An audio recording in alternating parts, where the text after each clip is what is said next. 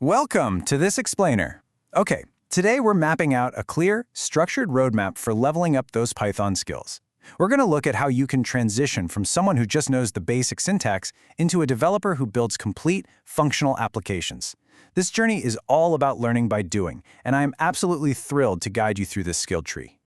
Look, let's be honest. We've all been there, right? You finish that beginner course, you know what a list or a dictionary is, but when it comes time to actually make something, you just stare at a blank screen. Are you tired of basic tutorials and ready to build real software? Because true coding means stepping out of the terminal and building practical applications that solve real problems. And that is exactly what we're focusing on today. Okay, let's dive right into this. Think of this as our skill tree for today. First up, level 1. Focusing on logic and games. Then, level 2, mastering APIs. Next is level 3, diving into database systems, and we'll wrap up with some crucial tips for true understanding. So, level 1, logic and games. Our very first level on this developer's journey is all about solidifying basic syntax and logic. And honestly, a fantastic starting point here is building a terminal-based Python quiz game. This project is absolutely crucial because it teaches you exactly how to store questions and answers, take in user input, and then compare that input to the correct answer using conditional logic. Plus, you get to maintain a score counter to track performance, which is just super satisfying.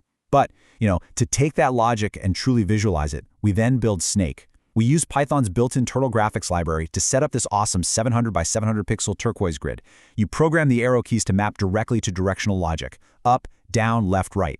And the real learning happens right under the hood. You're writing conditional logic that constantly checks things like, hey, did the snake's coordinates overlap with the food? If they did, you increment that real-time score counter. Or, did it hit the boundary? Boom, trigger the game over sequence. It literally brings abstract code to life instantly. Once you've got a solid handle on that game logic, the next logical step is leaving that text-based terminal behind for good and stepping into graphical user interfaces, or GUIs. Because let's face it, your users probably want to click a nice button instead of typing text commands, right? So here we level up by building a background remover app. By bringing in the tkinter library, we give the user a clean window with a button to select an image file. Then we process that file using a pretty cool AI library called Rembug to just strip away the background. It's actually a relatively short script, but man, it teaches you exactly how to link user actions, like clicking a button, to your backend Python functions. Moving right along, let's hit level 2, mastering APIs. So level 1 was entirely local, completely contained on your own computer. But now we're going to transition to interacting with the outside world using APIs, which stands for Application Programming Interfaces. In simple terms, an API is just a set of rules that allows different software applications to communicate with each other. It is basically the magical bridge between your local Python code and remote servers sitting thousands of miles away holding data you want to access.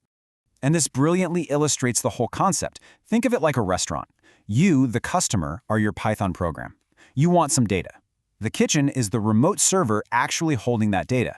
Now, you can't just barge right into the kitchen and grab it yourself, right? You need the waiter. The waiter is the API.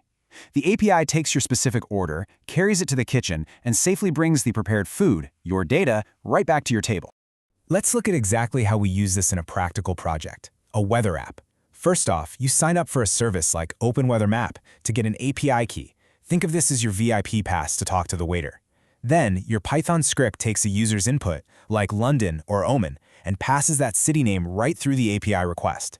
The server then returns a massive dictionary of data formatted in JSON. Honestly, at first glance, it just looks like a completely unreadable wall of text. But your job as the developer is to parse through that messy response, filter out all the noise, and extract exactly what you need, like the temperature, the wind speed, maybe the wind direction, to present it beautifully back to the user. But dealing with the outside world means dealing with outside rules. In our Unsplash image downloader project, where the user types a word like car and the app fetches a high-quality image from the web, we run into some real-world constraints. The free tier of the Unsplash API comes with a strict allowance of 50 requests per hour. And this right here teaches a vital developer skill: error handling. You absolutely must write code that gracefully manages these limitations. Maybe you tell the user to wait a bit, rather than letting the entire application crash and burn just because someone frantically searched for cat 51 times in a single hour. And that brings us to level 3, database systems. Now we have finally arrived at the final boss of our level up journey, persistent data.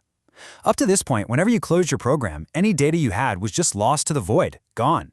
To solve this, we introduce SQLite 3. It's an incredibly lightweight, self-contained SQL database engine that comes built right into Python. Saving data in temporary variables simply isn't enough for professional software. We need structured tables that survive even when the computer is completely turned off. To really master this, we build a supermarket management system that mimics a real cashier's interface. Through the terminal, the user can connect to the SQLite database and perform core functionalities, adding new products, updating their prices and inventory quantities, removing old stock, and ultimately generating dynamic invoices that calculate the total cost of a customer's cart. And the coolest part? Every single one of those actions modifies a persistent database file. Now, what's really interesting here is looking under the hood. When you view the raw database using an SQLite viewer, this is exactly what you see before Python ever formats it for the user. It's organized into clean, structured columns and auto-generating ID, the name, the price, and the quantity. So if a user updates the quantity of pasta from 190 to 200 through our Python app, the SQL command instantly updates this exact table. We can actually take these database skills even further by building an ATM system. Here, we simulate a banking environment by allowing a user to create an account. We combine our database queries with Python's random library to securely generate a unique card number and CVV, linking them directly to a user's account balance in the SQL table.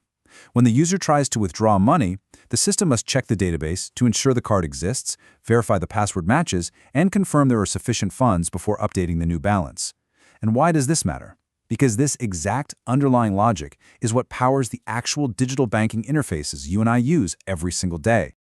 Finally, let's wrap up with some tips for true understanding. So, you now have a complete roadmap, going all the way from basic visual logic to advanced database management.